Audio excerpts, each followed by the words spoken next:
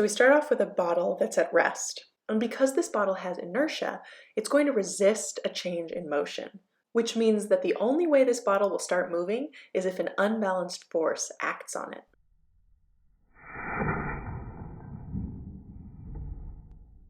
So yes, the bottle moved, which means there must have been an unbalanced force acting on it, but it moved hardly at all compared to the folder that was pulled out from underneath it. That's because it's the folder that received the big pulling force. Since the bottle itself didn't receive that massive pull, it was affected by a slight applied force from the folder as it slid off the table. When the bottle's at rest, gravity is trying to pull it down to the ground, but there's a support force coming from the table. These forces balance out so the bottle doesn't move. The bottle and the folder are touching, so when the folder starts sliding towards the left, it pulls on the bottle, giving it a slight applied force, and causing its net force to be unbalanced in the left direction.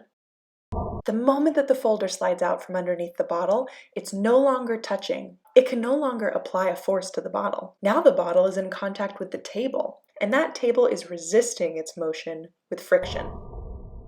As soon as friction has made the bottle come to a stop, its forces are balanced once again, gravity pulling it down and support force pushing it up. This bowl has over 10 times the mass as the bottle, therefore it has over 10 times the inertia of the bottle. When this one experiences the slight pull from the folder, it moves even less because its inertia means it requires even bigger forces.